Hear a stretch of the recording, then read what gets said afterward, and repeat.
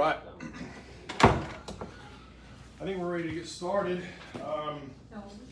Before I get started, I want to make sure you guys understand that this class here is a work in progress. This is like my fourth or fifth time doing it. There's so much information to give. That putting it together in the right order is just so. A lot of this may seem like I'm just dumping a bunch of knowledge on you, which I am, but I will tie it all in at some point. But let me tell you about my experience. Some of you guys have heard me kind of ramble on about this, but you haven't heard the full deal. Part one of the story is I've always been what I call a big, strong, fat guy. You know, I played football. I've loved the gym for 27 years. It's a passion of mine. It's my antidepressant. It's my therapy. You know, but I've always kind of gotten excited about how big I was, but not how lean. I never really was lean ever. I've always considered myself to have a slow metabolism. I used to joke, if I smell a donut, I gain a pound. You know, that's what it felt like. You know, so there were times I'd lose weight, count calories, do various, you know, keto or something like that, and I'd lose weight and always gain it right back. So I mean, I read this book. I come from an interesting background. I'm an ex-Mormon. I had my first drink of alcohol at 33 years old, and my wife at 30. I mean, we've had a very interesting journey together. And so one of the things, and I've got Mormons that are probably watching right now, and I'm sorry to put you on blast, but it doesn't matter. Humans are going to indulge. I don't care if you don't drink, you don't smoke, you eat. And if you don't do that, you do something else. But humans are going to indulge. And I love to eat. I consider myself to be a foodie. I got a passion for food. And man, I don't know about you. Maybe you guys can relate. At times you've been trying to lose weight, but I'll have this great day. And it'll be time to turn the lights off in the kitchen. And I walk past the cereal cabinet. And I get a handful, and a handful turns into a freaking binge fest. I destroy a box of cereal, and then I'm guilty, and I feel like shit. I mean, guilty, like, oh, I just ruined the whole freaking day right at the end of the day. I actually believed that something was wrong with me, my brain. As I got into the world of alcohol and alcoholics, I'm seeing like the same type of compulsive behavior, but for food. I'm going, I think they're pretty close to the same. So I was searching for a book that would help me. I bought one, it was a strikeout, it didn't really help me much. But then I got turned on to this book, big medical journalist type book called The Obesity Code by Dr. Jason Fung. And he has become the leading guy. You know, he's a nephrologist, this nerdy Asian guy, not a charismatic guy at all, but just a genius. So I started reading this book, and this book was all about hormonal science, endocrinology, biochemistry, and what happens in the body, you know, to gain weight, lose weight, be healthy, all the above. I learned some amazing things. This book changed my life, and I read it very slowly because it was a very complex book, above my pay grade, you know. I remember coming home the day I finished that book and said, babe, I'm gonna lose all the weight. It's gone. It's just freaking gone. And she'd heard that a dozen times. She's like, oh, that's nice, honey. That's sweet. You know, that's great. And so I said, no, babe, when I decide it's gone, I already know how this works. And well, I was lifting weights. I was really strong at the time. I was approaching 300 pounds, 295 pounds. But I was strong. I was benching 435 pounds. I felt like I was the man, but I was fat. This contest, my workout partner tells me, hey, I'm starting this contest tomorrow. It's an 8-week transformation for $50,000. He said, you want to do it with me? I said, hell yeah, I do. You know? And he thought I just wanted to get in it with him to support him and motivate him. No, I believed I was going to win. And almost did, I'll tell you about it. But I started then the very next day. The contest started the next day, and it was a contest for before and after photos, not necessarily how much fat you could lose, but how drastic your photos would be. And I knew they were going to be drastic because I was strong, I had muscle underneath, but it was all covered by fat. So I knew if I could lose 40 pounds, it would probably look like 80. And so I started, and I killed it. You know, every Wednesday they had progress photo Wednesday. And there's 10,000 people in this contest across the country. And every Wednesday from the 4th week on, I was getting triple the likes of all the photos. I was blowing everyone away. I mean,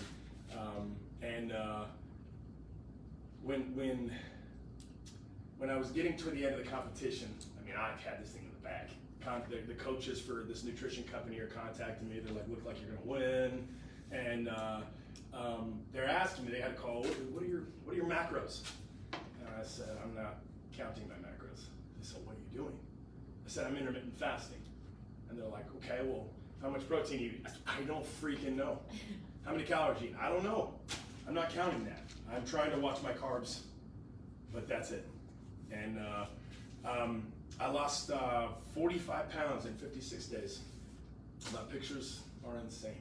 I'm sorry, but they are. You know, I was offered a lot of money to sponsor products, and instead, long story short, I decided to sponsor my own product, Alpha Male Clinic. But this book, the punchline, I came in 2nd place. And the guy that beat me, I don't think he beat me. No one really thought he beat me, but I did find out on good knowledge he was paying them for monthly coaching. He was paying them a lot of money. So they made a business decision. Also, he was probably 10 years older than me, so maybe that was better for their demographic. I don't know, but I got 2nd place. So 1st place got $50,000, and 2nd place got a box of protein bars. They were delicious, though. Wow. That's a big step down. But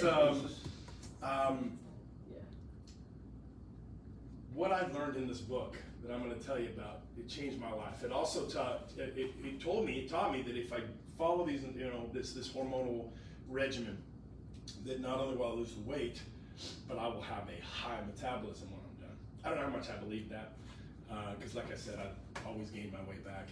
But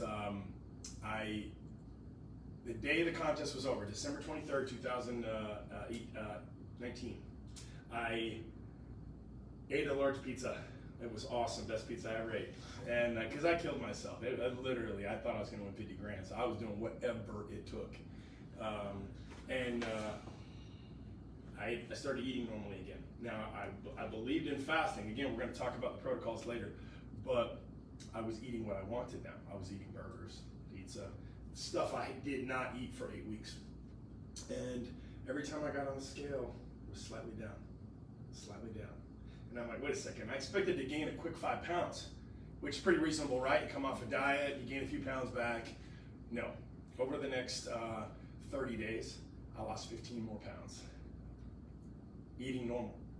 And I was so blown away that was happening, but also that the book was correct. And so it actually made me more obsessed with the science of it. And it's been 2.5 years, almost 2.5 years since I lost the weight. And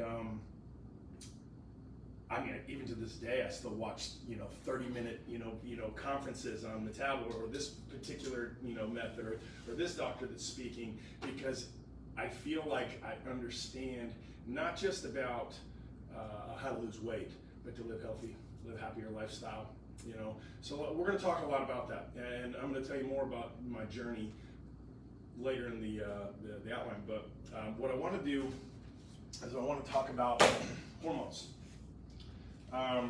Mind you, we're talking about 2.5 years of obsession that I'm wrapping up into an hour 15 here. So it's going to be a lot. So there's so many hormones, and the endocrine system is very complex. But we're going to talk about the ones that are really important for fat loss and for health. Ghrelin. We need to understand ghrelin. Ghrelin is the hunger hormone.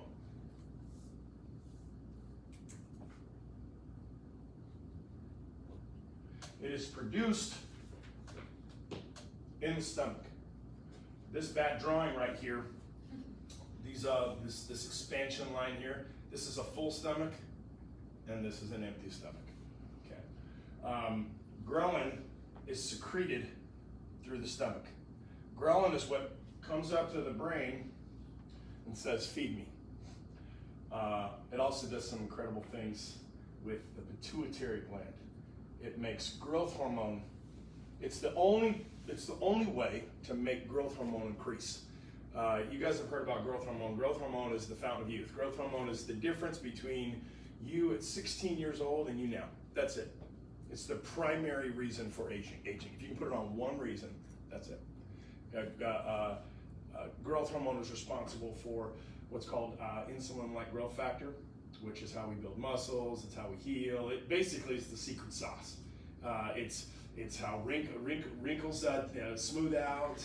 It is how you sleep better. It is how you reproduce better. It is how you heal better. It is how everything. Growth hormone is the key. And you know what? I can sell it to you here at Alpha Milk Clinic for $2,000 a month. It's very, very expensive. Well, I'm not interested in selling that. Not a lot of people can do that. I've learned to increase my growth hormone to high young levels just naturally with no medications. Now, medications also help. We'll talk about that another time. But ghrelin. Ghrelin is why your stomach growls. Ghrelin is, what makes you eat. Leptin. Leptin is what a lot of people call a reward hormone. When you drink a Coke or eat something delicious, carby, sweet, whatever, it's not leptin, it's actually dopamine. Leptin is the precursor to dopamine. You guys heard dopamine, right? Ecstasy? Yeah, that's a dopamine dump. So we're getting a little bit of ecstasy every time we eat something delicious, right? Now, leptin is secreted and recognized, and it creates a satiety. That word is important. Sat is the root of satisfaction. Okay, so satiety is that, like when you drink a Coke, it feels good. Well, leptin, dopamine, satiety. Okay, very important to understand. This is, I'm going to touch on this in a bit, but people that are fat, overweight, they have leptin resistance, which means they're exposed to so much leptin so often that it doesn't work as well anymore. So that's why and I say fat people, I mean me. I literally, my wife and I, we went, and this is no exaggeration, we went to a Chinese buffet every week for the first 7 years of my marriage. I call it the Mormon bar, the buffet, and it's true. It's true. 30 years ago, Time magazine called the Mormon church the fattest church in America. Humans indulge. When you take away one thing, they're going to indulge on the other. I forgot to mention, I realized when I learned about hormones, I read about this book, I was right all along. There was something wrong with me. I was addicted to dopamine. And I was leptin resistant, and I was insulin resistant, which we'll talk about further. But we need to understand, we need to understand these hormones so I can tie it all in together, okay? Insulin. People talk about insulin like they understand it. Who's heard high glycemic index? Okay? Who wants to tell me what that means? Okay, exactly. Everyone says it like they freaking know, and so did I. I said it all the time, but I had no freaking clue. Okay? Insulin is secreted by the pancreas, and its job is to send insulin into the bloodstream to collect the sugars that are flowing in our bloodstream and either put them into glycogen stores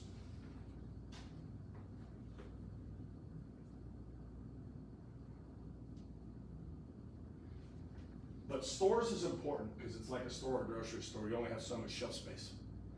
And when you run out of shelf space, you got to put it in the back of the store in stock. Well, our glycogen stores are all throughout our muscles in our body. Glycogen stores energy. That's our bam. If I'm going to go sprint right now, it's coming from glycogen. I like to liken glycogen to jet fuel.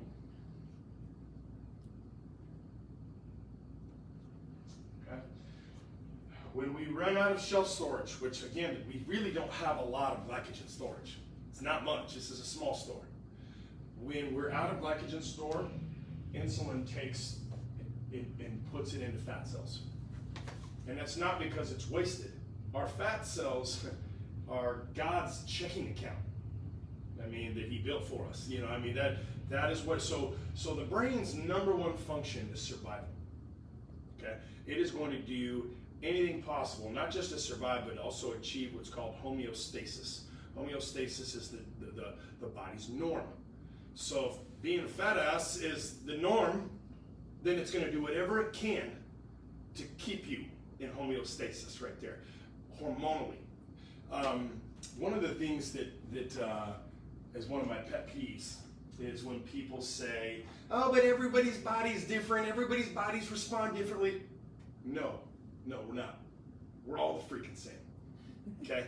Now, because our brains are smart, they adapt to whatever we're giving it, just like a phone that you're downloading illegal, music on and porn, and it clogs up the phone and it makes it glitch and whatever.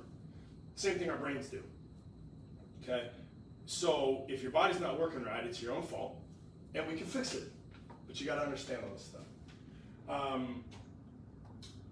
So insulin. Insulin is the primary reason we gain fat. But fat has a purpose. To save your life when you're stranded in the Sahara Desert next week. You got plenty of food, you're good. You ever hear the old adage, oh, he could stand to skip a few meals? Well, yeah, we're going to talk more about that. Cortisol. Cortisol is created in the kidneys and the adrenal glands. Cortisol is the primary hormone that basically, insulin grabs blood sugar, stores the sugar. But cortisol, I think, is the primary reason for accelerated aging. Cortisol does everything bad. Now, cortisol actually wakes you up in the morning. One of our performance coaches, Kevin, recommends a cold shower every morning, and I've been doing that for 3 weeks now. I'm sold. And it's not a long one, 45 seconds of, but when I dry off, I feel good because, bam, it activates that cortisol and gets you. Cortisol is the fight or flight hormone, and the number one cause of cortisol is stress. So, not only is it responsible for slowing of metabolism, but it's also responsible for low testosterone. The men and women, because women have testosterone, with the lowest testosterone in the world are businessmen, salesmen, or they've had trauma. Come on in. Hey, how you doing, Ken? Glad you made it, bud. Good, bud. Find a chair. So that's typically what I see. I mean, if I'm a betting man, anybody that comes in that owns a business or is a hard stress, they got low testosterone. And truth be told, I've had low testosterone since I was 25 years old because I've been a businessman since I was 21, writing my own check. Y'all know, it ain't easy, when employees are counting on you and, you're putting it all on the line all the time. So, cortisol, stress hormone. Cortisol binds itself to testosterone receptors. And it literally robs us of testosterone. Okay.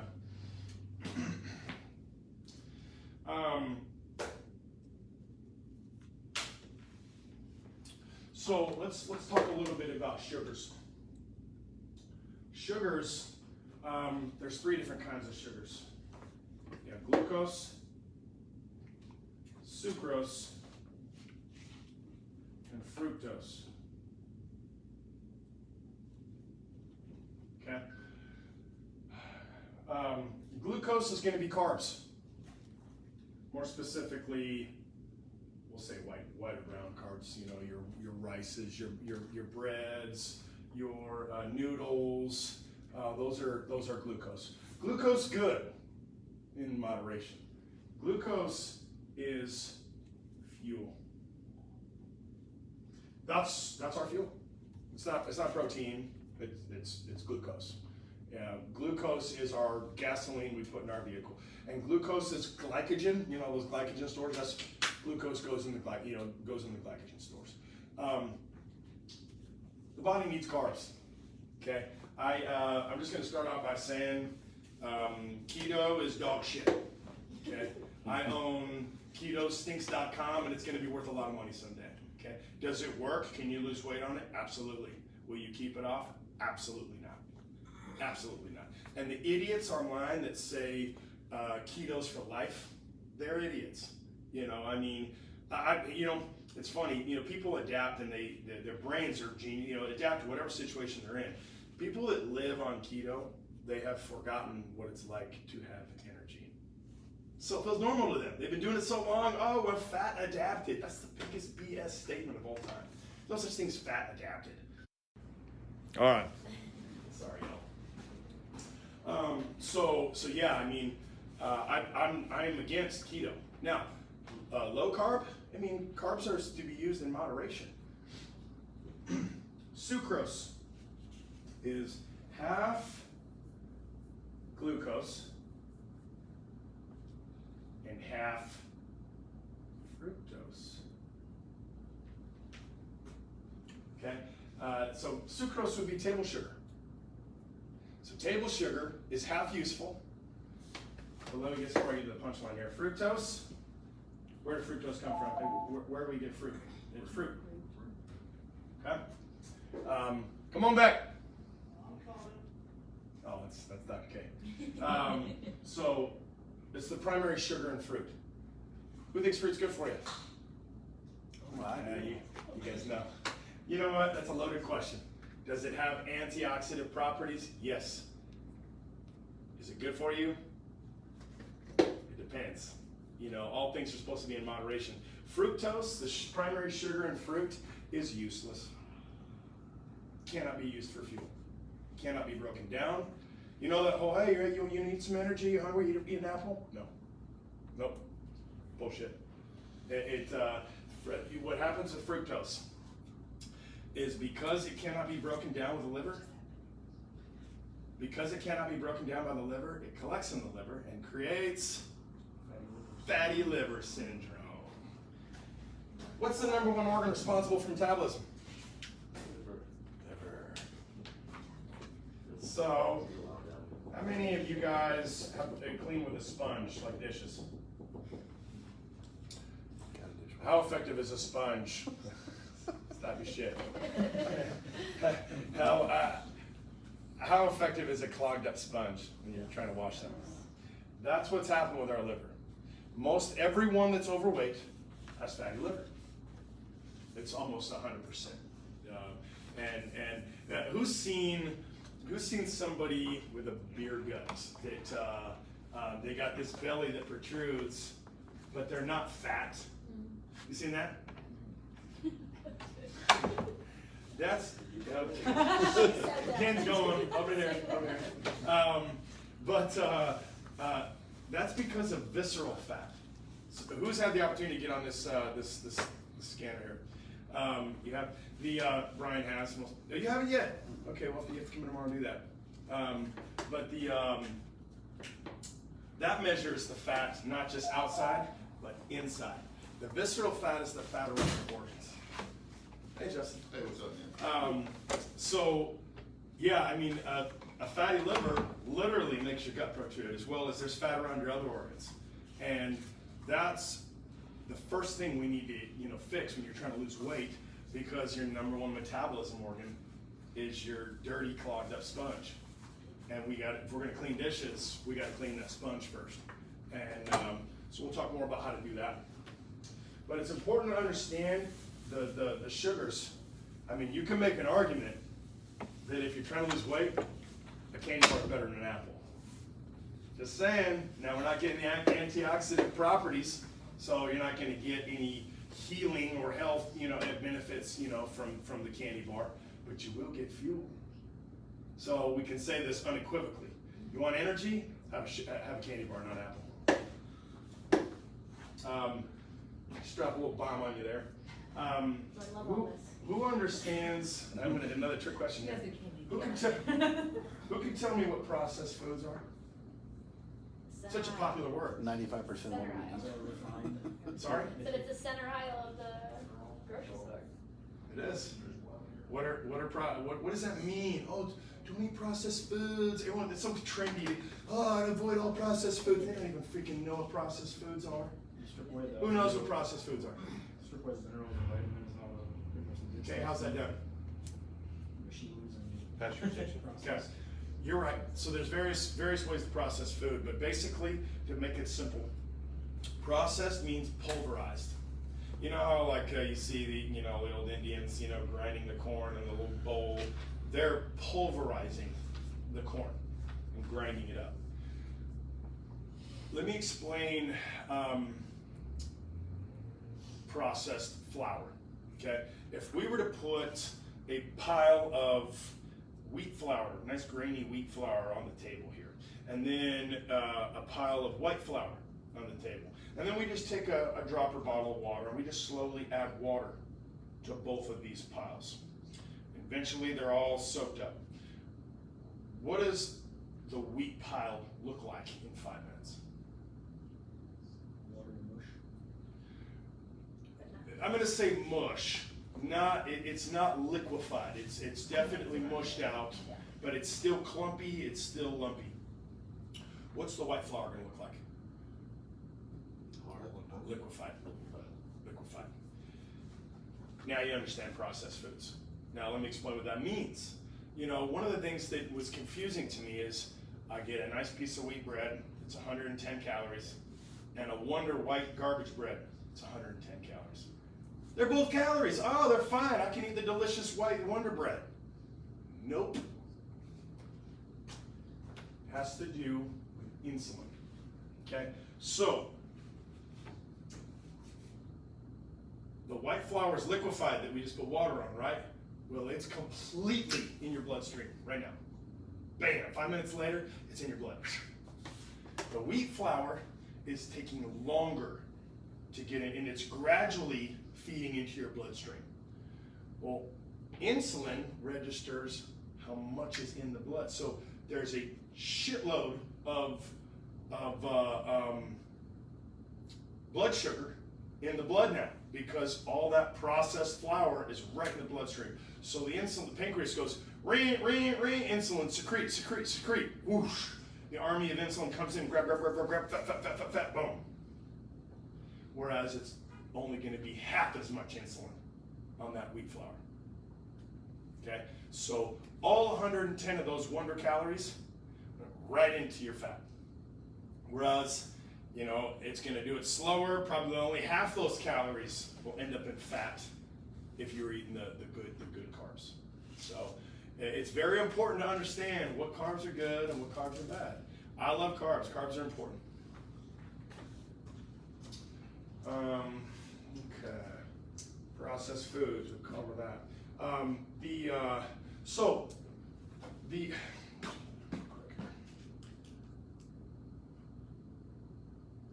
Let's talk a little bit about diabetes.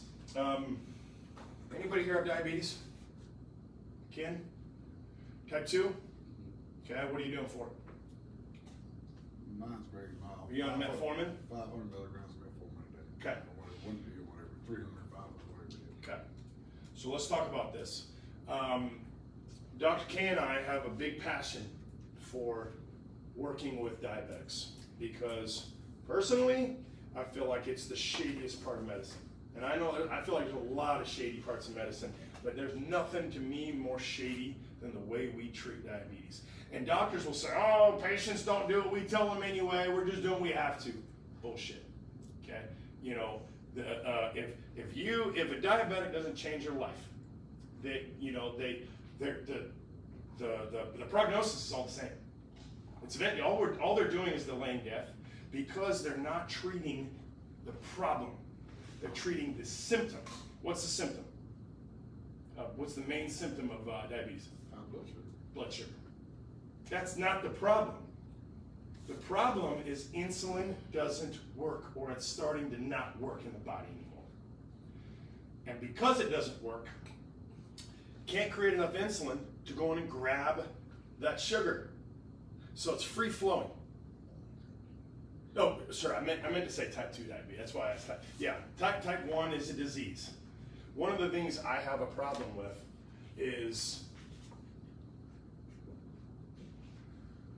I guess this is more personal opinion than anything.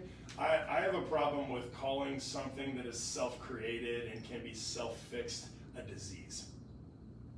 Fatty liver disease, it's not a disease, it's fatty liver, okay? I mean, diabetes is what they call a dietary disease. They can't just call it a disease, it's a dietary disease. But it's also a progressive disease. What do you think that means, Ken? It continues to get worse and worse. It's just going to continue to get worse and worse. That's every diabetic patient that doesn't change their life. Okay, and that's the asterisk. You know, we'll never be able to cure diabetes. Only you can cure diabetes. Now we can sure help. You know, and that's something I have a big passion for. What do you, if you want me to expand just a little bit on that? Please. What happened with me was I quit going to the gym. I started eating everything that didn't eat me first, and I weighed 260 pounds. Okay. Okay. Doctor said, "You got diabetes." I said, "No, I don't." He said, "Yes, you do. Your A1C tells me you got diabetes." I said, "I'll show you." So I started going back to the gym. I lost the weight, and ever since he's not been able to find anything. Oh, you're healed. It's a miracle. Your disease is gone. No, it's because I take that metformin pill every day. Sure. Ask him. He'll tell you. So the prognosis for everyone. Now, see, you're more health conscious than most people with diabetes, and you're doing. I mean, I work out with Ken every morning nearly. He's a hard worker. But it's a progressive disease because the typical patient gets 500 milligram metformin, and then a year or two later, 1,000, 1,500.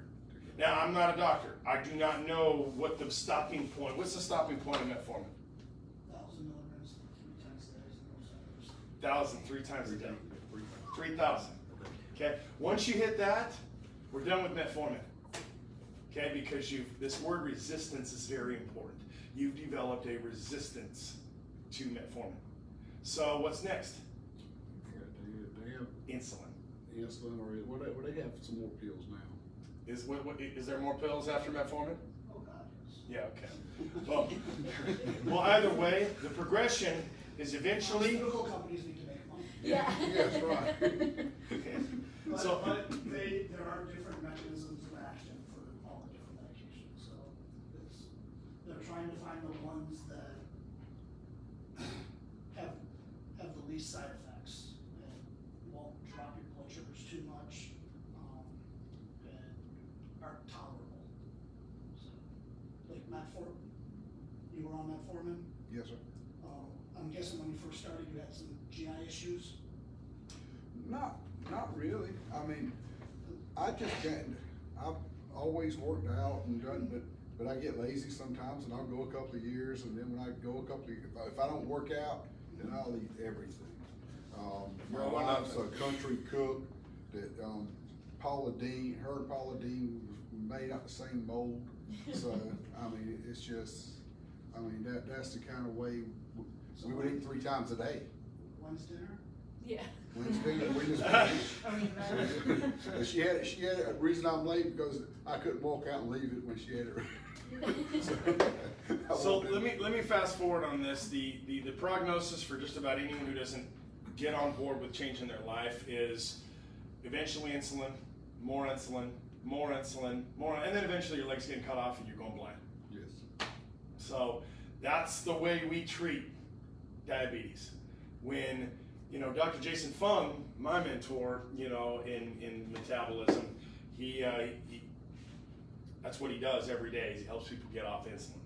He says he can get anyone off insulin within 3 to 8 weeks, but they have to be a willing patient. They have to do what they're told to do, take what they're supposed to take. And that's a passion of mine, just because, I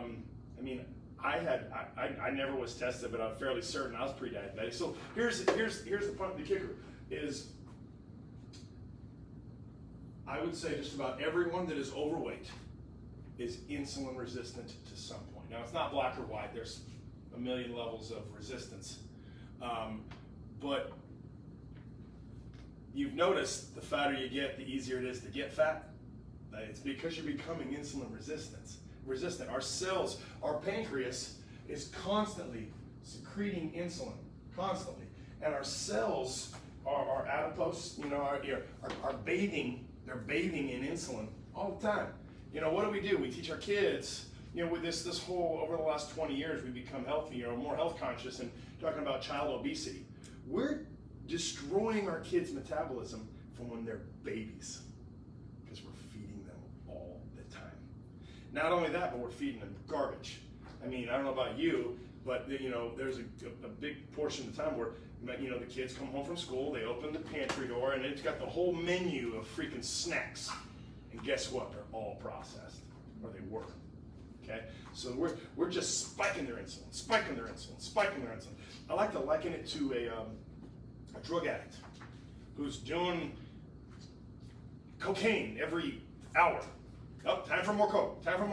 And anybody know any drug addicts? Yeah, cocaine addicts. Yeah, Dr. K does. Treat them daily. So what happens? The more they take, the more they tolerate. The more they need. They need more and more and more. They can't get high off their normal dose. They got to do more and more and more.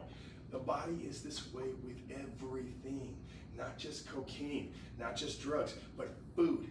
Okay, we talk about leptin resistance, guys. I would shovel food in my mouth. It was a drug. I was searching for that leptin, that reward, that dopamine, and everyone that's overweight has leptin resistance of some level. So guess what that means? Food doesn't taste as good to you as it does to me. I don't know about that. Let me tell you, and I'll talk more into, once we talk about, healing this leptin resistance, but I'm telling you what, it is not even freaking close. There are some times I am so starving when I sit down to eat, and I'm like, I'm going to devour this, and I put that bite in my mouth, and I go, oh, and I literally sit back in my chair and go, wow, that's like sex, okay? Because that leptin response, that dopamine release is so strong that I just want to enjoy it for a second. And then I go back to eating. Whereas before it was boom, boom, boom, more. And maybe some of you guys can relate. But so insulin resistance is diabetes. Like anyone here's diabetes, forget blood sugar. It's about insulin doesn't work anymore. So why don't we treat the real problem? Make insulin work again. Okay? So, Doc, how would you tell someone to cure cocaine resistance? Stop using it. Pretty complicated stuff. And I would assume, Someone to see you. yeah, I would assume a couple months later they could go back to using it and it would work again because their body is healed from that resistance. You ever see an alcoholic that comes back to drink after a long time and a couple beers and he's feeling it now? It used to be he'd have to drink a whole bottle all night, but it's just the way it is. We become resistant. Yes? So, just to kind of tell you, I know some of you guys, but it was Will you speak funny. up a little bit?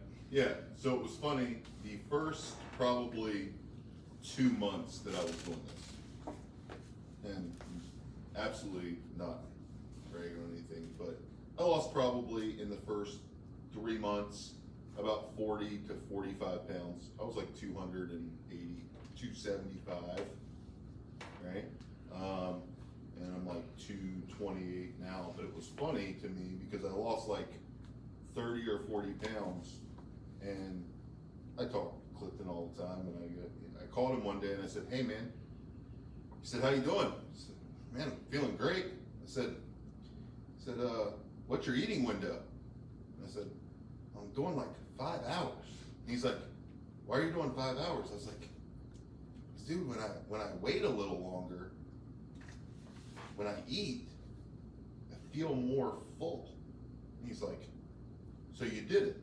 I'm like, what do you mean I did it? He's like, so you completely got rid of your insulin resistance. And I was like, what the hell is insulin resistance? And it didn't matter, man. I didn't give a shit. He's like, so, and explained it to me. So the crazy part about it is that you get to a point where all the things that he's talking about become fun to do. Right? So everything I'd ever done before was miserable. Where it was like, God, I gotta eat a bowl of oatmeal, because I was on the 5 time a day diet plan, which everybody gets prescribed to, right? Like eat small meals, load up on the fruits, which I don't know if you even talked about that yet. Load up on the fruits. You should be eating, as soon as you get up, you should eat, and then you should do this, and then you should do that, and you should eat 5, 6, 7, 8 times a day, right? 8 small meals is better than 3, right? And so every time I did it, number one, all day long I was miserable. When you understand insulin resistance, you understand inflammation. Every time you eat causes inflammation, right? So every time I'm eating, now my body's becoming inflamed. My organs can only do one thing at a time. Then I feel like shit, and then I'm like, you know what? Well, I'm insulin resistant. So I'm like, I need more food. Then I eat again. And then I feel like crap again. And then I eat again. And then I feel like crap again. Once you get to the point, I called him the other day, he's like, hey, did you do, we do Makeup Monday every Monday where we don't eat for 24 hours, right? Do a 24-hour fast, right? I was here on Tuesday last week, and he's like, how'd you do yesterday? I was like, I don't know, I still haven't eaten. He's like, what are you talking about? He's like, well, what? I was like, yeah, I'm just gonna do 36 hours. He's like, how you feel? I feel great. I work outside of doing this because I like doing it. I work 70 hours a week, right? But in the last 3 months, I get up at 4 o'clock in the morning, go to the gym for an hour and a half, go to work 12 hours, and come home, and I got an 8-year-old, and I'm like, hey, let's go play putt-putt. Let's go hit golf balls. And I'm up till 10 or 11 o'clock at night, and I go back and I do it again, because my body now is doing what it's supposed to do. And I tell people all the time, you want to feel like you're 25? Get your hormone levels where they're supposed to be. It has nothing to do with your age and how you feel. What this has done for me is it's given me a choice versus some of you guys know my story. I got blown up in Afghanistan. I got 20 screws, 2 rods in my back, and for the last 10 years, everybody said, hey man, my God, I feel like shit, my back hurts, I'm overweight. And they're like, you know what, man? We understand. You know what? That sucks that happened to you, and it's the fact you got hurt. It's that. Right? Giving excuses. You're building up your Every excuses. person in this room can make an excuse for why we're at. And I'll never forget, we had a conversation in the gym one day when I first started all this. I saw how this worked for me is we played golf together, and I saw what he did, and I told him this was like a couple weeks before Christmas. What it was a Friday group, right? And I said, listen, man, I got to figure this out. And he said, if you're really serious about it, call me. And I called him, and the thing that he said to me that made the most sense was, you are exactly where you are right now because of every choice you've made to this point. You are right where you're at, physically, financially, emotionally. You're there because of the choice you make. Right? There are no victims. Right? So you can take and say, every person in this room, I can find 10 excuses for you. If you're looking for them, come see me, I'll give them to you. Or if you're ready to say, hey, you know what? I'm tired of letting everybody else and myself decide, hey, you know what? I'm gonna make another excuse why I didn't go to the gym this morning. I'm gonna make another excuse why I know what I'm putting in my body's crap. I'm gonna make another, you can do it, guys. But if you decide that that's not what you want, and you just decide to say, hey, you know what, I'm in control of what I'm doing, I guarantee you, I am living proof. Injuries, ailments, I mean, if you get in, I'm gonna go a little deep on you guys. If you get in my file, literally, I am supposed to be unable to deal with stress. I got told that by a doctor. They tried to drill a hole in my head 2 years ago because I got bleeding on the back of my brain. And I was like, yeah, dude, I'm good. All right? I got TBI, traumatic brain injuries from getting blown up, like all these things, right? But I am super successful in a really hard business, right? I've been the top guy for the last 2 or 3 years in that business. It has nothing to do with your circumstance. And if you take nothing else from this, just take the fact that if you decide that you want to be different, you can be different. And the cool part about this thing is that there's going to be a whole bunch of people who are going to reassure you every day that guess what, somebody else cares, and that they're going to, when you feel weak and you want to say, I'm going to quit doing it, well, we are a little bit of jerks too, right? So Well, as you can tell, Reverend C's here is I preaching. get a little, and the reason that I'm passionate about it is because, listen, it's nice for me, right? I told him the other day, me and my wife recently took a vacation, and I'm used to being, my wife's attractive, right? And so I'm used to, like, hey, we go to the pool, they ain't looking at me, they're looking at her, right? We're walking down the beach, and I seriously, I looked at my wife and I was like, why are all these girls checking you out? And she was like, they're not looking at me, stupid. And I was like, oh, who are they looking at? She's like, you idiot. I'm like, oh. So let me get back into this. Dr. Jason Fung in the Obesity Code, what he does through this book is he takes every diet known to man that's been popular, and he explains why they work and how long they work, because all of them stop working. Okay. The reason for that is because the brain's #1 function is survival. Okay. So when we're in a deficit, your body thinks it's dying, and it does everything it can to achieve homeostasis, which is why keto doesn't work, which is why all these diets don't work, because, well, let's talk about calories in, calories out. Calories in, calories out was sold to us by the Coca-Cola industry because they wanted to sell us Diet Coke. They educated everyone on calories because you can drink that Diet Coke because it's good, it's 0 calories. Well, they did a study on insulin.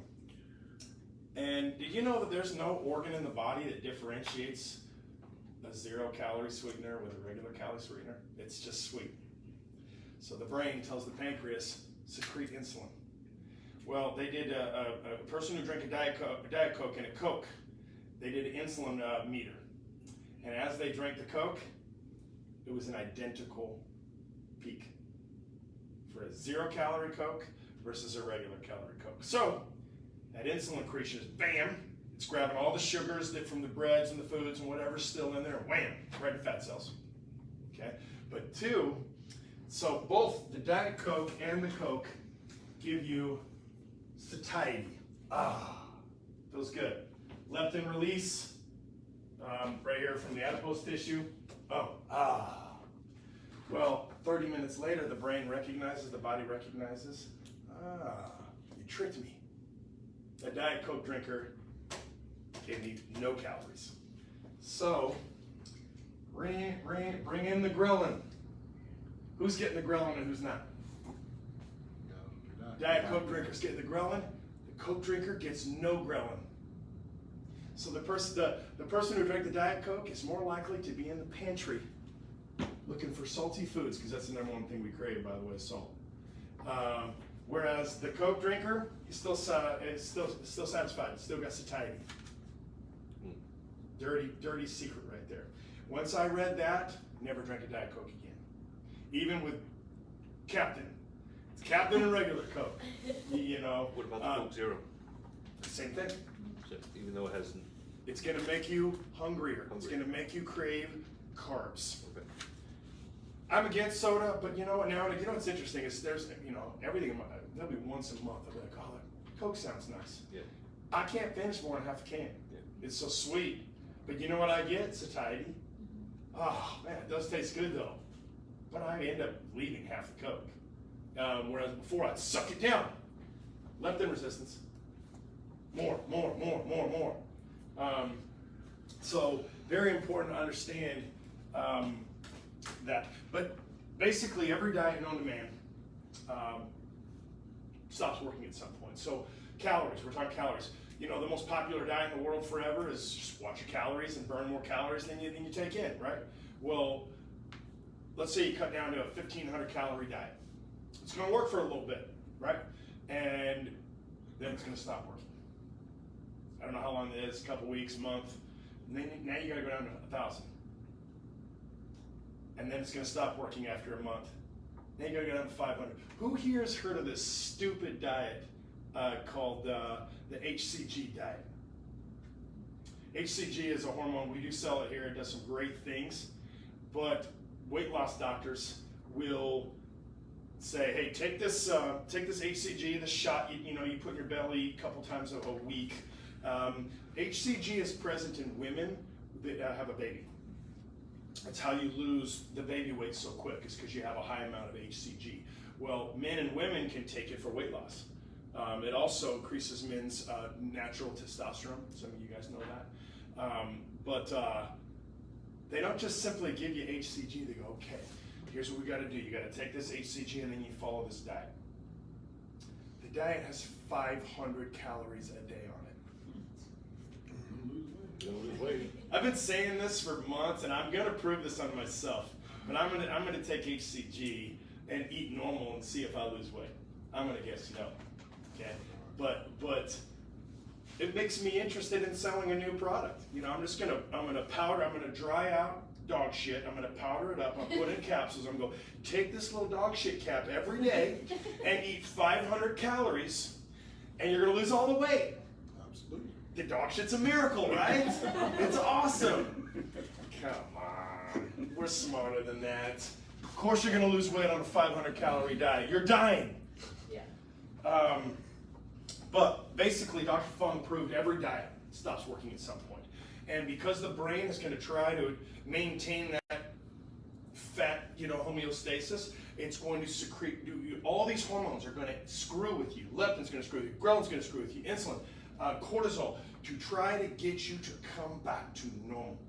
Which is why there's never been a reunion episode for The Biggest Loser. The stats are overwhelming. It's damn near 100% gain it all back. And they know what they're doing. Once you get them not working out 5 hours a week and getting whipped by trainers and having their meals prepared for them and being locked in a room so they can't go cheat. That's what happens on that show.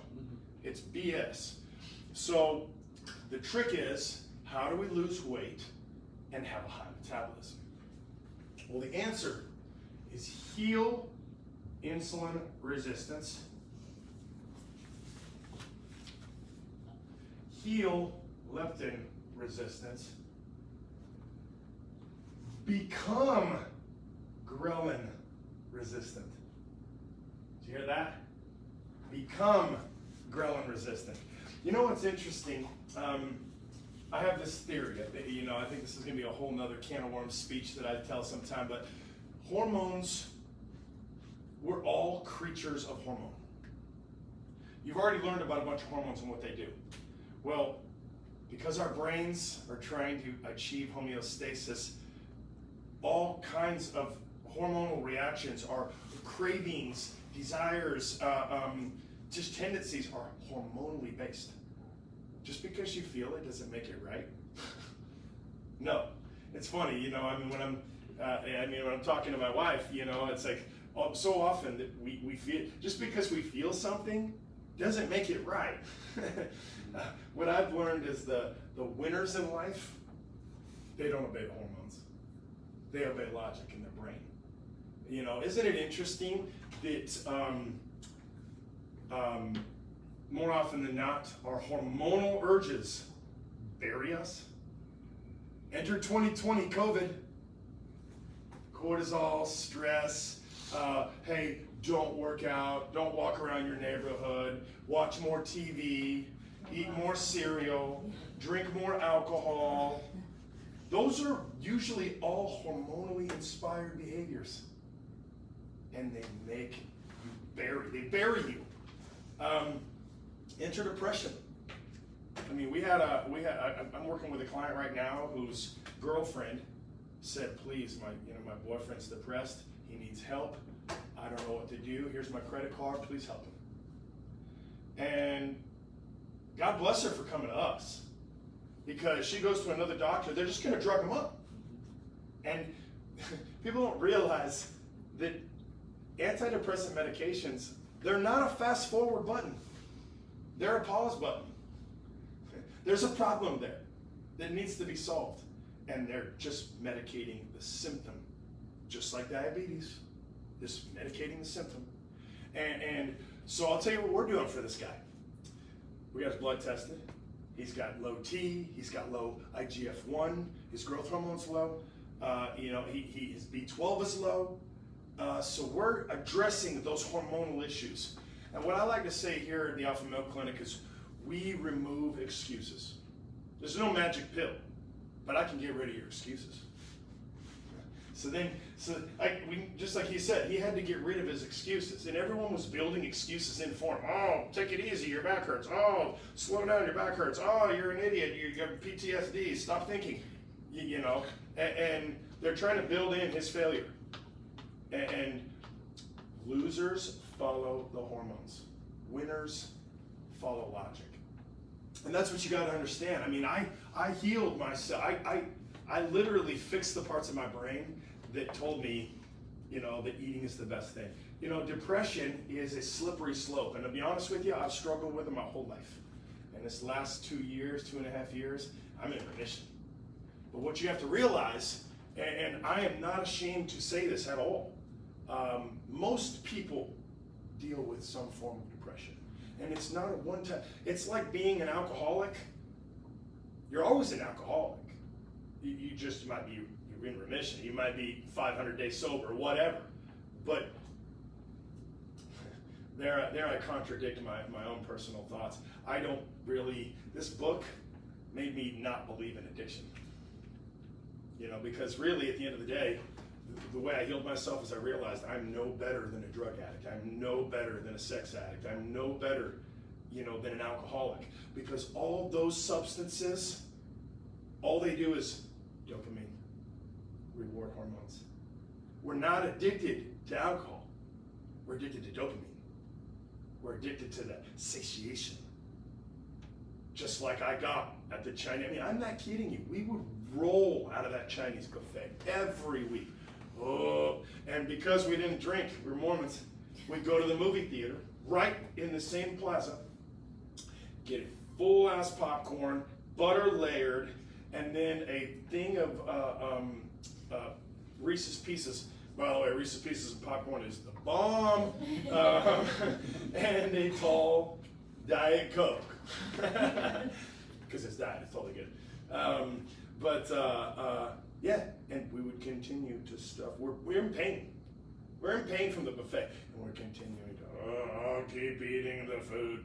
It's an illness, and we all have it, you know. So I try to tell my Mormon friends, you're no better than an alcoholic. Matter of fact, most of my alcoholic friends are healthier than you are. You've got clogged organs, you know, and arteries. At least he can get, you know, he can quit all that, you know, and heal his liver, and he's good to go. You know, so it's important to understand all diets, they all stop working if we don't fix the problem of resistance. So we're going to get into that regimen here very shortly. First, I want to talk about why fasting or intermittent fasting works. More hormones. Noradrenaline. Norepinephrine.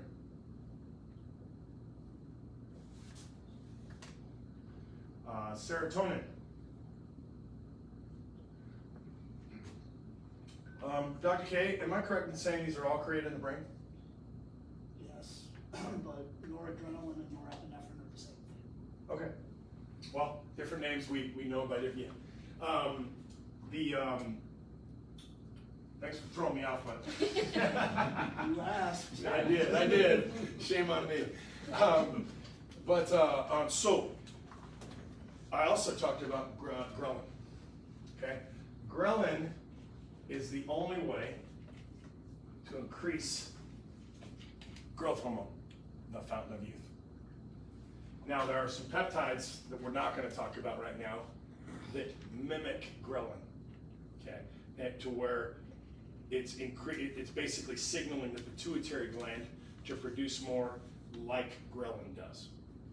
There's also a peptide that actually makes the stomach produce more ghrelin.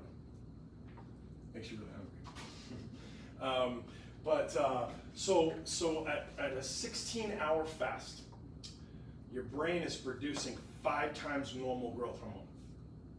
At 18 hours, just 2 hours longer, 10 times normal growth hormone. Now, the cool thing about some of these peptides is it'll put you at that 10 times level much earlier. So you're living with a higher level, which means you're healing, you're recovering, you're building muscle, your skin's tight, everything more every day. You know, he mentioned something I forgot to bring up. Eating causes inflammation. I didn't say eating bad food. I said eating. Now, obviously, the worse you eat, the more inflamed you become. But doesn't it make sense that we're supposed to get inflamed part of the day and heal from inflammation the other part of the day? You know, I like to say, some of you guys have heard me toot this horn, but cavemen did not have refrigerators. How did they get 3 meals and 2 snacks and small meals throughout the day? We're not, I have a video out, it's called We're Not Cows. We're not cows. You know, we're not supposed to graze. You know, when a caveman left his cave, the family hoped he came back with food. So, I mean, why do we do this to ourselves? The food industry's convinced us to do this to ourselves. And the worst thing you can do is eat small meals throughout the day. Matter of fact, lions, tigers, and bears, they eat large meals. And it is better to eat a large meal than it is to eat small meals throughout the day. You realize you could go to, I'm not prescribing this, please, but you could go to a buffet and 2,500 calorie meal every day and still lose weight if that was the only thing you ate that day. You're batching your digestion into one batch.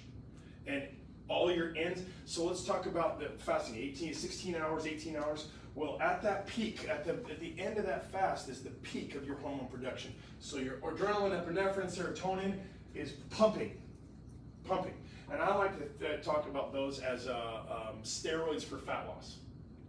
The process, so Dr. Fung explains, so glycogen, remember the fuel that's stored in our muscles, that is our jet fuel. Well, fat is diesel fuel. Okay? So can you run a jet off of diesel fuel? Yep. Okay, well now I'm asking somebody, he knows better than me. Forget I said that. Either way, typically, you know, yes. Messing up right here. Okay. Either way, it doesn't burn as hot. So what Dr. Fung calls glycogen is cash in your pocket. Okay, so we're gonna go run right now. I'm using cash. I owe you money right now from a bet, and I pull it out and I give you the cash right now. Well, half the day we're supposed to be using cash out of our pocket. Well, fat is our checking account. Problem is when we're eating throughout the day, even if it's a little bit of cash, we're putting cash in our pocket. putting cash in our pocket, using it, putting cash in our pocket, using it. When are we using the checking account? Never, because we always have cash in our pocket. So the way our bodies are supposed to run is half the day we have cash, half the day we're using our debit card. That is why we don't lose weight, is because we always have cash in our pocket. These hormones make the calories in, calories out game almost not applicable. Because the process of opening fat, pulling the glucose out, that's called gluconeogenesis. And these hormones make you awesome at gluconeogenesis. And when you deprive yourself of that, we'll say drug use throughout the day of insulin, and you starve your body completely, zero insulin, you starve your body of insulin through a period of time, every day, you heal insulin resistance. Just like a cocaine addict heals cocaine resistance by stop using cocaine. Leptin, well, we're not getting rewarded all the time. We're not constantly exposed to leptin and dopamine. We heal leptin resistance.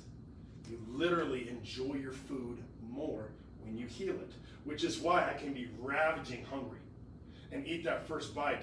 And this isn't discipline. This isn't me being disciplined. Oh, I'm just getting slowly. No, it's like, oh, I'm really being satiated. I'm really being satisfied. I'm enjoying that bite. So I'm slowing down and absorbing it and closing my eyes. Oh, I'm gonna wait till you take this next bite till the flavor's gone, you know. But what's cool is, who here has started fasting? Most of you? Okay.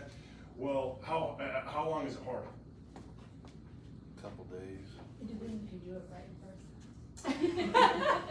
Well, Justin, how long is it hard? So probably 4 or 5 days. 4 or 5 days. Just a little less than a week. I say a week, but it's usually less than that. It's usually 3, 4, 5 days. Because who here has had, so I got construction going on outside my house right now. It's been for like a year now. And I don't even hear the construction anymore. I don't even hear it anymore. Because my brain is so smart that it tunes it out and says, forget about it. I don't hear it. It's kind of like an annoying kid, you know. Eventually stop hearing them. You can become ghrelin resistant. The brain realizes, shit, he's not gonna feed me anyway. Stop paying attention to the ghrelin. So fasting is, it's not hard. It is not hard. It's a matter of fact, it just gets easier and easier. So Clifton. Yeah. So on that, so I fasted perfectly for like 2.5 months. And we went on a trip, same vacation I was telling you about. And I said, you know what, this Saturday morning I woke up, the first day we were there, everybody went to breakfast, I just had my coffee, did my thing. And the second day I was like, you know what, I'm just gonna eat whatever I want today. I've been doing great for 2 months and I'm just gonna do what I want. Your body knows what it's supposed to do. I ate breakfast that day, then I ate lunch, and by 5 o'clock, all the people we were there with were like, hey, we're going to do this, we're gonna do that. I was like, I'm gonna go lay down. They're like, what do you mean? Because my body had become so accustomed to what it was supposed to do, that when I didn't do it, I was like, God, this is awful. Like I could feel it, like my body was going, what are you doing? Like, you've been doing the right thing for this long period of time, and then when you don't do it, it's almost to the point where you'll get to a point with it where it's not something that you miss, right? Like that's the hardest part when you start doing it, is not the eating, it's the hormonal part of it where your body's going, give me, right? It needs those hormones, right? It needs that release, needs that dopamine release, right? Once your body realizes that, hey, when I do it this way, it's better. I tell people all the time, don't do this unless you don't want to go back. Because once you get to that point with this, it's not a diet.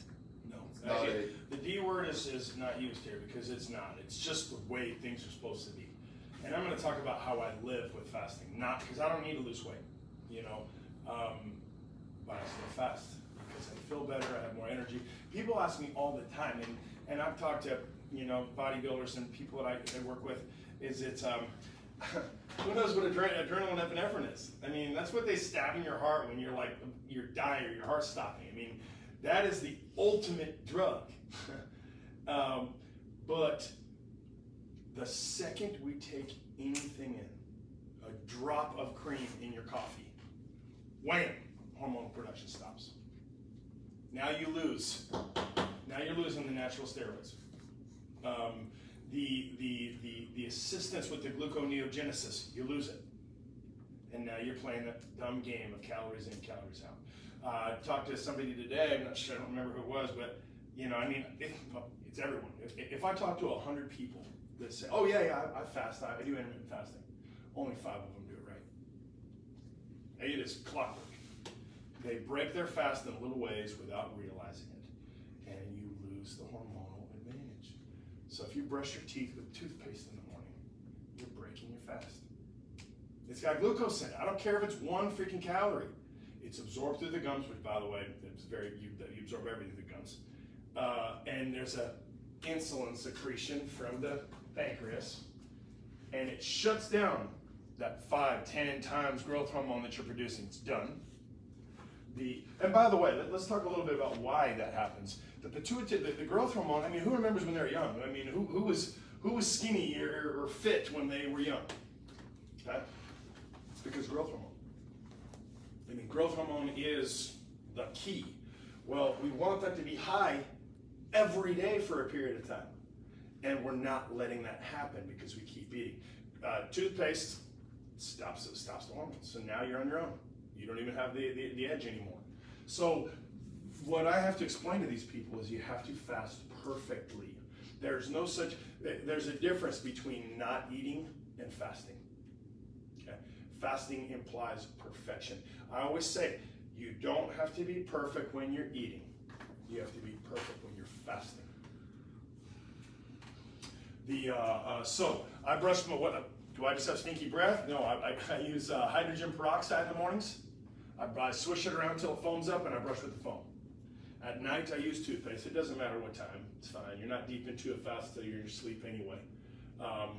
But perfect fasting, it's the freaking key. If you're not doing it perfectly, you're not doing it. So like I said, I proved it, when I finished this challenge, I lost in 90 days, I lost 60 pounds, changed my life. It was a big social media thing because I was trying to win this $50,000, and all the haters that I didn't know or I did know, they're all talking crap, they're little trolls, and they say, oh, he'll gain it all right back, oh, he'll gain it all right back. And you know what? They should have been right. And 9 times out of 10, they would have been right with anybody, but I learned how to do it right. And that's, so ever since then, I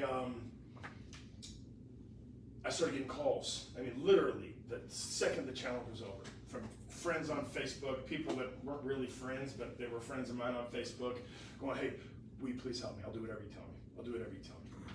I didn't own a hormone clinic, and I would spend 30 minutes on the phone with them and give them everything I could. And a month later, they'd call me back like, dude, I lost 20 pounds.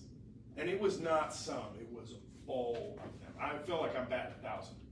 And I had such a moral payoff in helping people do this. I got off on it. It was so fun. Truth be told, I've been dealing with low testosterone since I was 25 years old.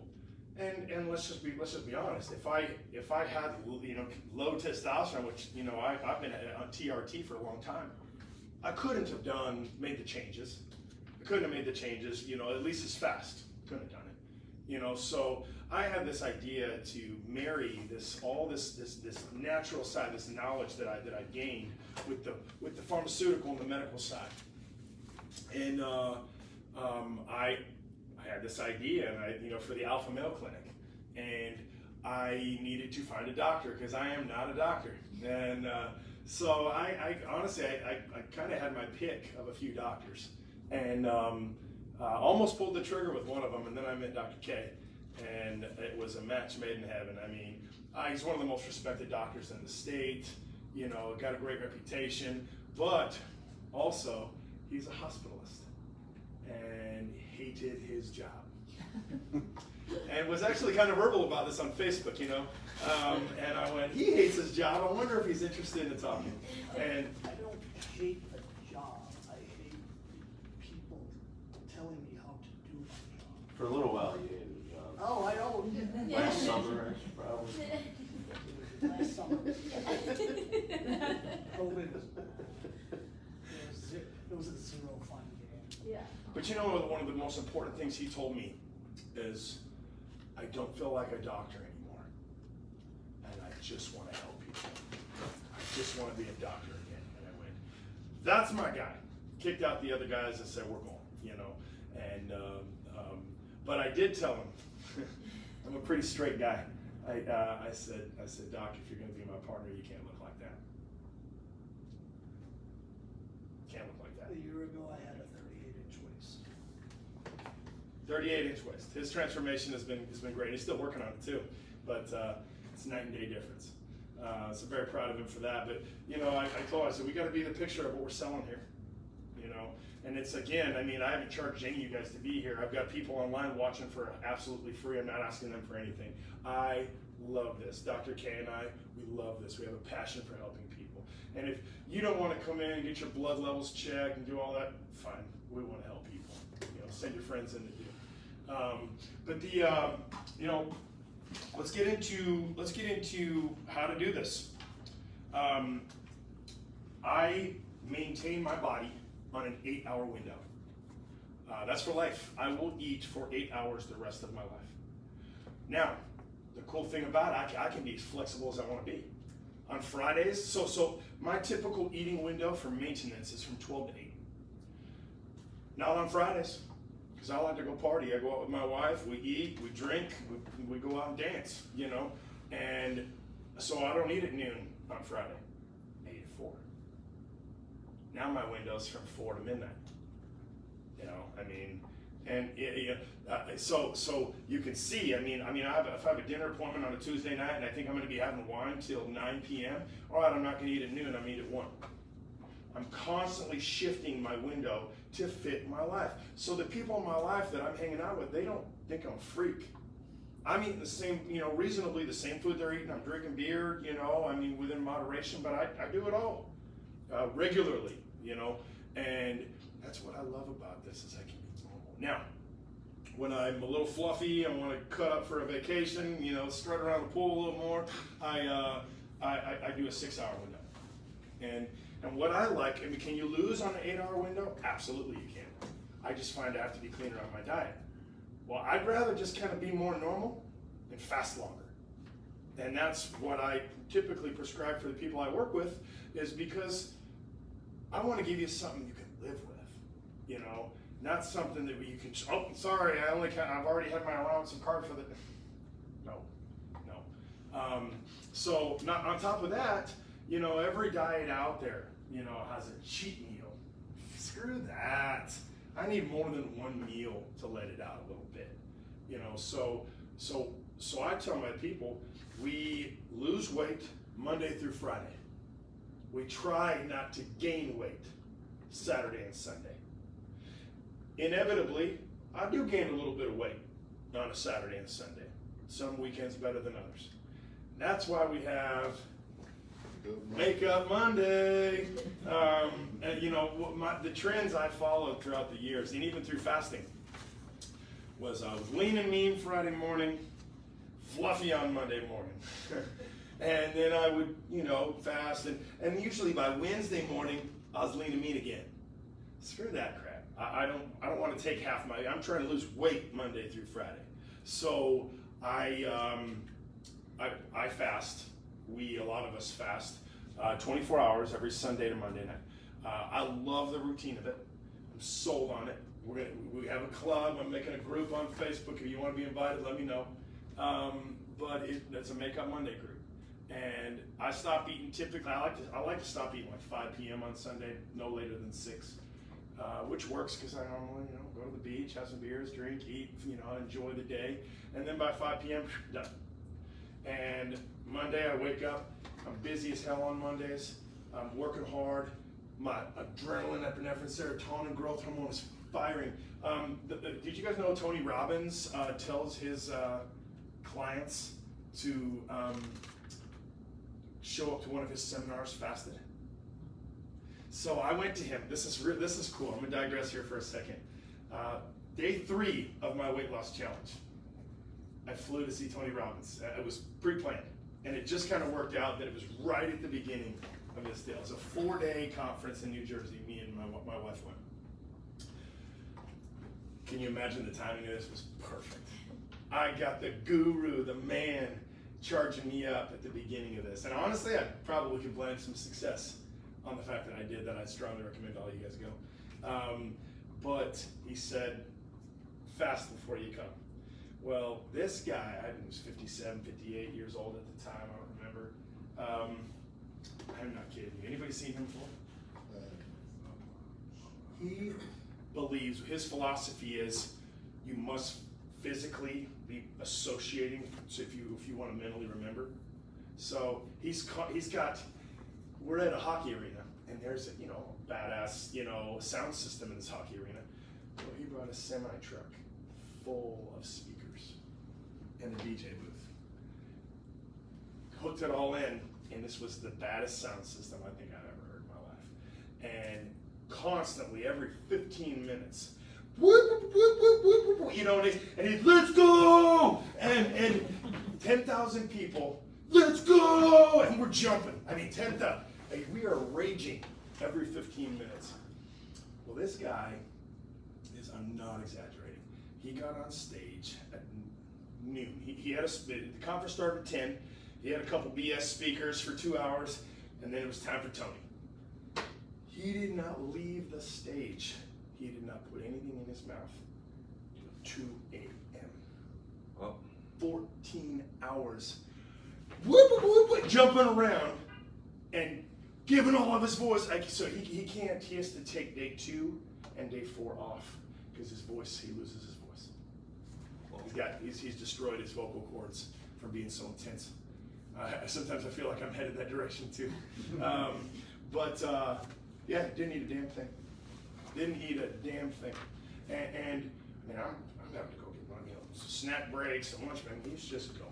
I'm missing half what he's saying, when I'm up there getting my snack, But it's just so interesting to see when you're operating off those hormones. Matt Chilsenberger is big into bodybuilding.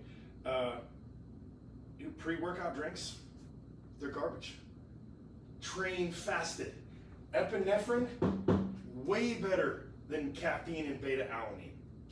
Just because you're getting a tingle with that pre-workout drink, this is way better. People ask me all the time. Today I was so busy. We had the biggest day in our history today.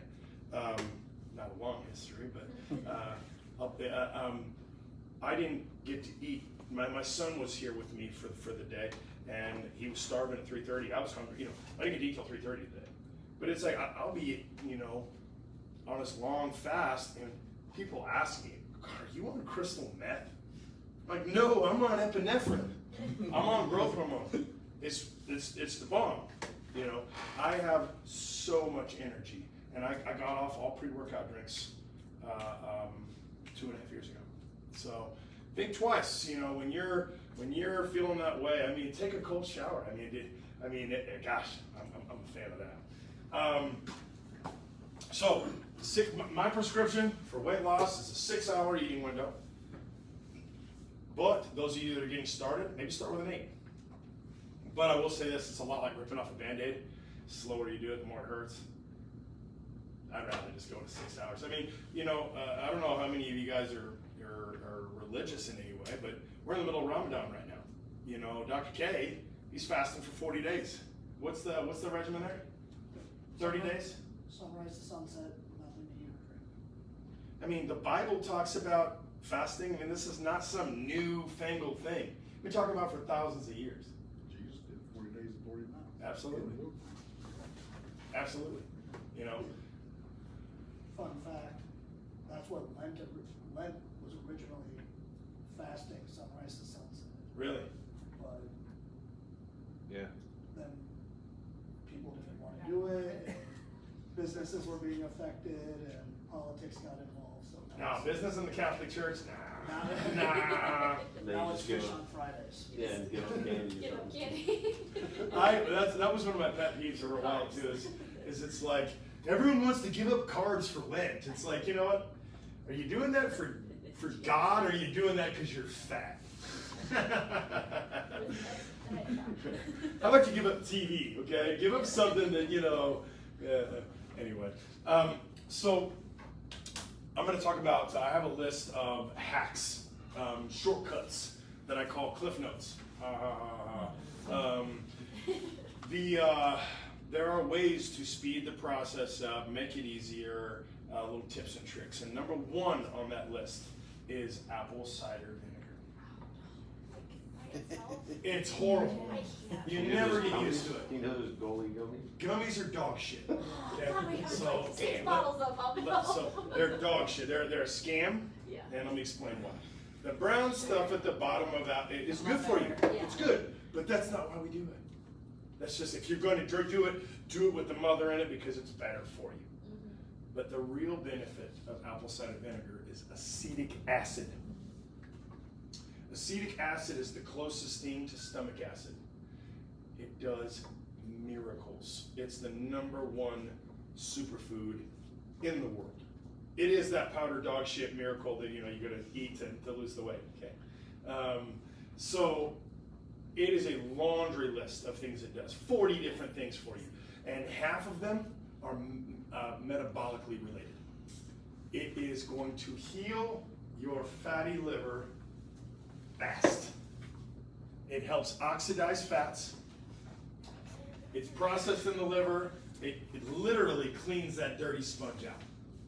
And it's quick, so it's going to speed your metabolism up. It does also, like I said, it's a whole laundry list of things that it does.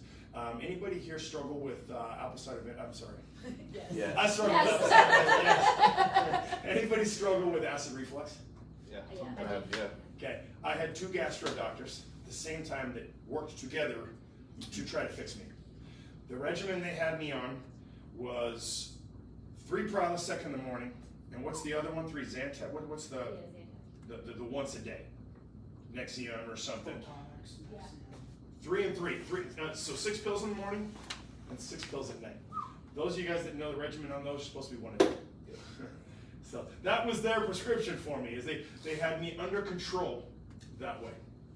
I used to, when I would have an acid, so in the chapter of the Chinese buffet, I'm in the movie theater, eating my popcorn, I would start to bubble. I'd start eating. When I would sense an attack coming, no joke, and this happened 10 times, I'd run out the theater to my truck. Everywhere in my life, my workout bag, my cars, everything had Pepsi. And I would pour a handful of Pepsi, and bam, 10, 12, 15 Pepsi. And if I got it quick enough, then I could stop the attack from happening. If I was 30 minutes late, 36 hours foaming at the mouth. Foam, cups and cups of foam, spitting. Couldn't sleep, couldn't swallow food, couldn't swallow water. Have you had that bad where you can't swallow water and you choke on water? No. All the time. I have a friend that has. All the time. And they try to sell me this bullshit like it was, oh, you have a hiatal hernia and the flap's not closing. Well, yeah, it's not closing because there's acid bubbling up into your esophagus, preventing it from opening. So it's a long story that I won't bore you. It's actually kind of a funny story, but I did some experimenting. I got so freaking desperate. I mean, I would be at business lunches in a suit, closing deals, mortgage type stuff, and choke on my food and throw up in my hand as I'm going to because I couldn't breathe. But it would go down. And finally I got so desperate a few years ago, 4 or 5 years ago, that I finally listened to the old wives' tale, try apple cider vinegar. And when I first tried it, I did like a tablespoon. It made it worse. Worst thing I ever did, but oh my God, this is horrible. You're an idiot. You ruined my 36 hours. They said, you didn't take enough. And again, I waited months to try that again because it was so unpleasant. I did it again. I was having steak with my family. Choked, threw up in the sink, and I went, screw this crap. And I poured a freaking, full shot glass, 1.5 ounces. And bam. Because remember, I couldn't get water down. So, whoosh, flush, gone. I went, and I grabbed a glass of water and I started drinking it, and normal. Whoa, what the heck? And I realized what happened. It's a chemical reaction. That acetic acid hit the acid that was in there and neutralized it. It's like dropping like you've heard of the drop a bomb on a fire that kind of killed the fire. Well, that's what happens. It's a chemical reaction. And that's by the way, I digress. I'm not trying to explain to you how to heal gastric, acid, but it got me off all meds, or at least I didn't have to use Pepsid anymore. Like when I was having an attack. Well, I was still on this regimen, 3 in the morning, 3 at night, both pills, and I started fasting with this challenge. And shortly afterward, because I'm trying to have a perfect fast, I was trying to not take the Pepsid in the morning, and eventually at lunchtime I'd forget to take it. And I went days without taking it, and I'm fine. And I went, whoa, something's happening here. And I realized, I started researching, anybody that, what the number one cause of acid reflux is? Stress. Cortisol. Sounds right. Cortisol. I can eat spicy food, tomatoes, all that crap. Stress is what does it. It's always your stressful times. Well, when you have high stress, you also have overactive acid producers. So you eat a cracker, and you're producing enough acid to digest an entire meal. And it bubbles up. And all your acid medications, they just kind of knock it down a little bit, but they don't neutralize it. The apple cider vinegar neutralizes it. Like I said though, so when you're not eating for large periods of time, it isn't like you're eating a little bit. Remember, I can't even eat a cracker. It's going to produce too much acid. Well, when you're going long periods of time, you're not producing any acid. So you neutralize the acid with the apple cider vinegar, and then it's not producing any more because you're not eating. You heal, and I call both these doctors. I say, by the way, I'm healed. And I told them, if you really want to help people, which you may not, you need to get them fasting, and then supplementing with apple cider vinegar. How many times a day? Twice. When do you do it? Like in Morning and night. Like so before you eat, during your fast? Yes, and technically that breaks a fast, but it's a big long science, and I'm happy to send you a video on it, but it actually throws you deeper into a fast. Another hack of apple cider vinegar is when you eat a particularly bad meal, if you will chase it with apple cider vinegar, it saves the day. So we have, Doc, maybe you can help me on this, but we have what's called glucose transporters that shuttle the sugar and the calories into the fat. Well, what are those glucose transporters called? When you introduce apple cider vinegar, let's say you have 10 buses shuttling those calories into fat cells. It cuts down on your glucose transporters to approximately 6 out of that 10. It knocks about 30, 40, 50% of the glucose transporters off the road. So now you only have 6 buses shuttling those calories into your fat cells. And there's a whole litany of reasons, guys. Look it up, but it's about acetic acid. It's not about the brown stuff. Throw the gummies away. Number 2 on the Cliff Notes is fish oil. Fish oil, everyone knows fish oil is good for you. Lowers, bad cholesterol. But the reason I'm saying is it's a metabolism hack. If you eat fried chicken, you've got omega-6s and omega-3, omega-9s, and a lot of those are bad fats. Well, if you introduce omega-3s at the same time as you're eating that fried chicken at mealtime, your brain has to prioritize which fats it's going to metabolize first. And it always prioritizes the 3s over the 6s and the 9s. So you can actually kick out about 1/3 of the bad fats by introducing omega-3 fish oil into your meal. So don't just take it once a day, take it twice a day during your two major meals. Not to mention there's a whole other, fish oil does a lot of great things, your joints, your health. It actually helps you burn bad fats. Number 3, we sell it here. It's called a Lipo-B injection. It's a cocktail of vitamins, B1, B2, B6, B12, choline, methionine, arginine, carnitine. These are all amino acids and vitamins that actually boost your metabolism. It's a once-a-week injection, very cheap, $150 for 3 months.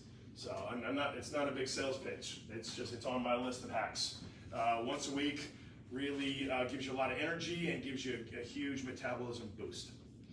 At the medical weight loss centers, they're normally putting people on phentermine, which is, you got Dr. K here doing the gun side. What he told me, and again, I don't know if he was kissing up or not, but he said, I got one requirement if we're going to do this. No phentermine. I said, amen, Reverend. That is, it's like crystal meth. It's literally just legal drugs. And it's not sustainable. It will destroy your metabolism. It will destroy your energy receptors to where you cannot produce natural energy anymore. Oh, by the way, you won't be hungry. Great. Well, that's not going to lie. Either way, we don't prescribe any of that bullshit here. But but the MIC injection is great. It's natural. It's vitamins. It's healthy, and it will increase your metabolism. Does that loss of energy last a long time after taking it? The phentermine? Yeah. So I've never been addicted. I've never taken phentermine, but I've taken ephedra. Remember Rick Fuel back in the day? 15 years ago when I met my wife, I was addicted to ephedra. I was taking it twice a day in large, doses weren't good. And I decided it was bad, I needed to get off it. And I slept for 3 weeks. I barely could stay awake. It took me 3-4 weeks. And then I was supplementing, I was taking natural stuff to kind of bring my adrenal glands back and everything back to normal. But it messed me up. Number 4, fasted cardio. I talked to you guys about this, didn't I? Yeah. So, before my man back here messed up my whole jet fuel diesel analogy. He's a lot smarter than me on that crap. I'm gonna bow to him on that. Who knows any chubby marathon runners?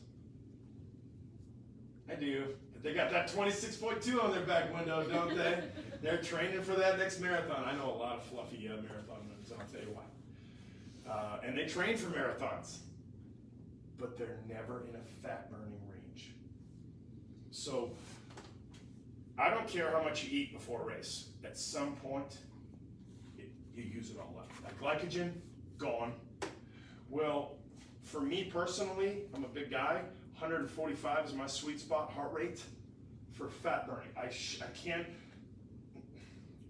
Marathon runners lose on average 6 pounds of muscle during a race because muscle is easier to break down for glucose than fat is. So when you get in high heart rate ranges, you're not burning fat. If you're out of glycogen, you're burning muscle. You're going catabolic. And the key, one of the things that's going to speed up your fat loss is fasted cardio. So empty stomach, morning, low heart rate. And that's cool, right? If you're anything like me, I used to kick my ass, running, killing it, trying to, be a man. My fasted cardio is walking on an incline, watching Netflix. And the next part of this cliff note is, I'm going to give you a great hack here. Y'all are married. You probably watch TV shows together. I want you to find a TV show that's just for you. And you find a TV show just for you. And make it your cardio episode show. The only time you're allowed to watch it is when you're doing fasted cardio. I don't care how addicting the show is. Can't watch it. So find a series that's got 8, 9, 10 episodes. I hope you get addicted, because there's a lot of times when I'm like 20, 30 minutes is up and I'm like, oh, there's only 10 minutes left in this episode, I'm gonna keep walking. And you shouldn't be breathing hard. You should probably all be at 140 or lower. 120, 140 probably be the range. But one of the BS things about high intensity interval training or CrossFit or doing some stupid WOD is they fall in love with how many calories they burn. That's such a BS number. I don't care if you burn 900 calories in your WOD this morning, if only 100 came from fat. I'd rather burn 300 calories and all 300 come from fat. So when your noradrenaline, epinephrine, serotonin, your growth hormones firing, and you're awesome at gluconeogenesis, you speed it up with the fasted cardio. So I'll be honest with you, I don't do a lot of it now because I'm not trying to lose weight. But when I want to lose a quick 5 pounds, I do fasted cardio. So do you do it at the end of your fast, like in In the morning. Morning, yeah. Yeah, morning cardio is fasted the morning? cardio. Getting up and just like killing yourself and workout. No, matter of fact, if you're fasting, you're hurting yourself. Now, don't get me wrong, we work out hard. Right. I kill the gym. Heart rate is overrated. And I'm going to do another class in a couple weeks, Matt. And Matt knows all this stuff, but it's on hypertrophy. It's the science of tearing muscle and rebuilding it, and that's what we do in the gym. Is I don't care about my heart rate. I'm not in the gym for heart rate. You see these guys running from machine to machine, trying to keep their heart rate. No, we're trying to get a muscle pump. So much, in fact, that I want the muscle fibers to tear. That's called hypertrophy. That's maximum overload on that muscle. But you know what I do when I'm done? I rest 2, 3, sometimes 4 minutes before the next set. I'm not doing this for heart rate. I'm doing it to build muscle. You notice when you go to a trainer in a gym, they don't tell you to do a half an hour cardio a day. They don't put you on cardio. They put you on weights. When I started this journey 2.5 years ago, my BMR, my basal metabolic rate, was 1,800. What that means is sitting here all day for 24 hours, I'm going to burn 2,800 calories.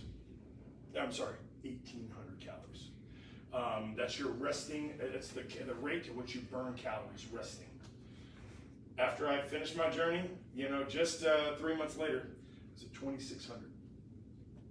800. So we sit here, you and me, I'm going to burn probably 800 more calories than you. Just sitting here. So that's why building muscle and everything that comes with it. I mean, these tricks are, the growth hormone is the key to you building muscle and leaning out. But all the science of all this, we got to get the BMR up. This machine is going to measure your BMR as well. I'm almost finished here, guys. I want to get you out of here. The low carb at night. So I like carbs, but carbs are best during the day. If you're gonna go low carb, do it at night. Have some broccoli and steak. No fruit, and you're trying to lose weight. And maybe the biggest hack of all is the way we break our fast. Okay, breakfast is break fast, not breakfast. Okay, so I eat breakfast whenever I'm eating my first meal. Okay, but your body is flooded with enzymes at this point. All the adrenaline, epinephrine, serotonin, the high growth hormone, your body's flooded with enzymes, and it is going to grab anything you give it and put it where it needs to go.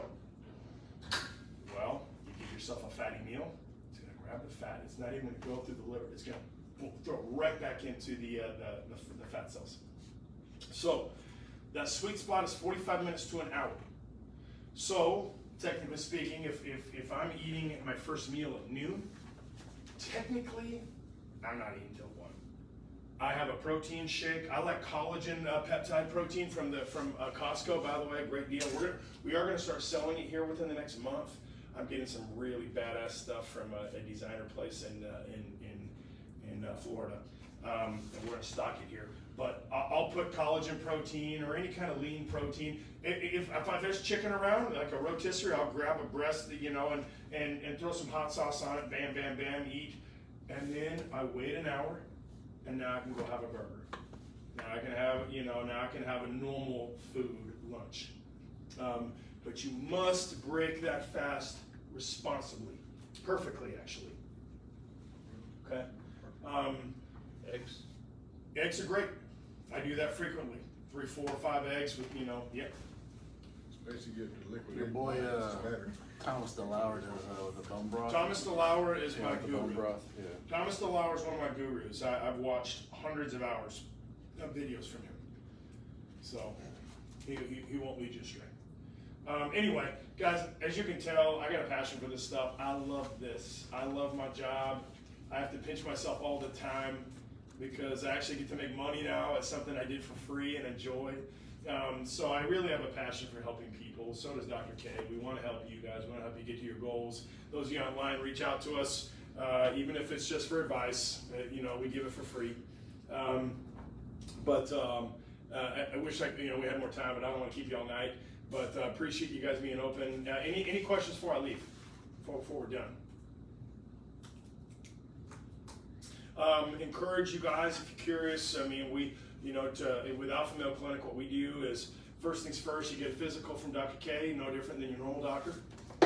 We draw blood, and we know it's a full blood panel. It's not just a physical; it's more because we want to see what's going on inside there.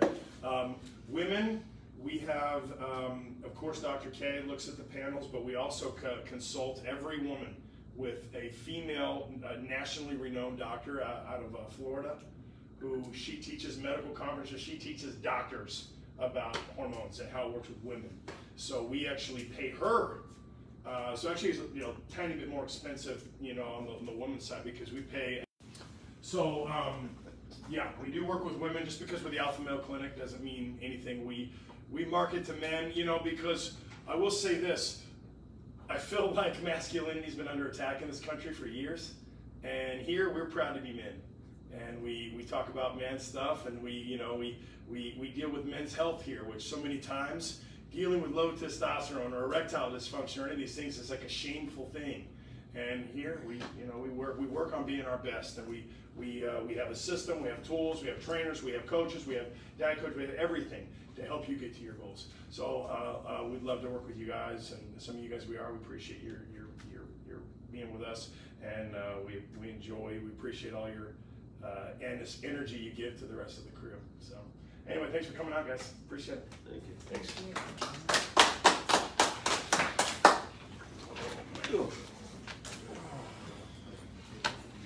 Chair was comfy. Huh? Chair was comfy.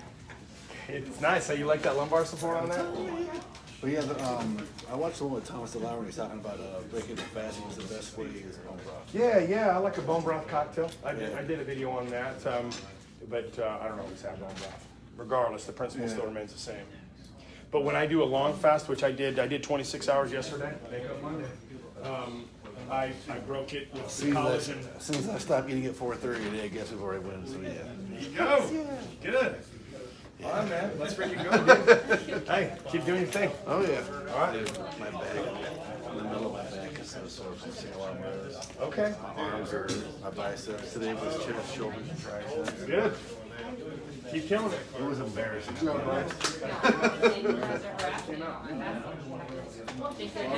tight. No, get tight, man. Let's. I want to see more. Listen, one of the reasons I talked to you is because I've been working out with you a long time. I didn't see you much of her, and I wanted to find out what regimen you were on, and also a lot of fire drills, So it's time to go, man. You don't have any excuse now. Yeah, I did see that. Killer chest.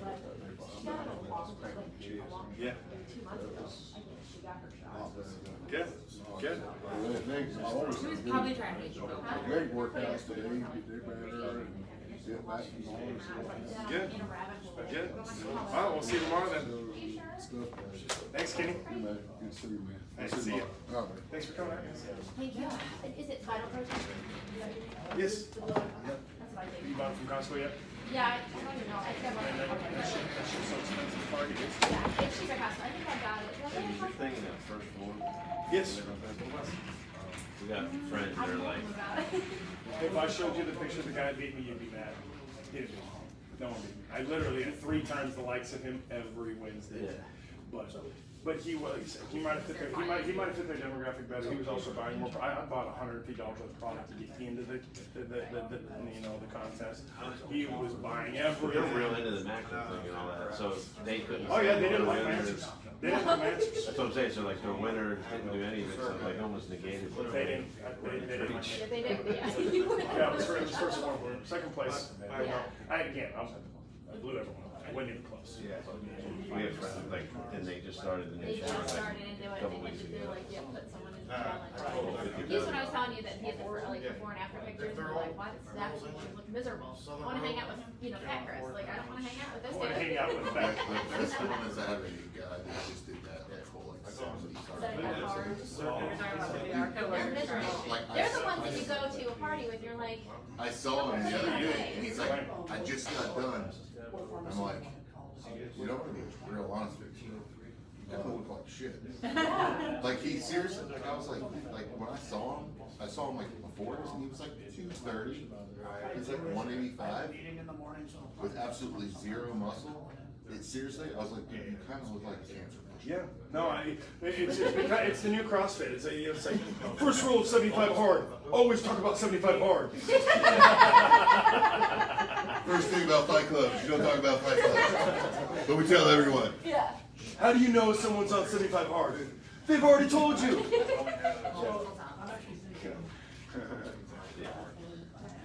And my favorite is when I hear dudes say, I don't really want to be muscular. No. My favorite is when people sit in front of me and they go, you know, I don't want to look like you, but I want to get a little. I've been lifting for 27 years. You can't look like me. You know, I mean, okay, don't flatter yourself. There is no drug. There is no drug I can sell you where you're going to wake up and go, oh, I'm too big now. I'm too jacked. Doesn't. I just love when I hear guys go, you know, we're just trying to lose weight. I really don't want to be muscular. I'm like, yeah, I know, it's awful. It's you know. horrible.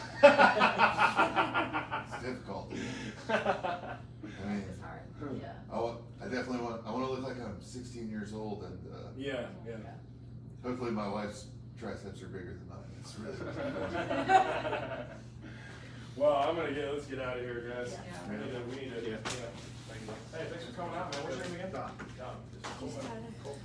Matt, you doing your thing, you're making me proud, baby. When do you start cutting? 2 weeks? All right, I'm looking forward to it. It's time. It's time to get you shredded up. Hey, so let me ask you this: how does fasting work for building muscle? Dude, I've proven this. I have 3 body scans I can show you over 90 days through COVID. I was doing an 8-hour window, never more than 200 grams of protein, gained 6 pounds of muscle. I proved it. I did an in-body 10,000 machine. Right. Not quite as good as this one, but I gained 6 pounds over 3 scans. I proved that because what I didn't get to in this is the opposite of insulin resistant is insulin hypersensitive.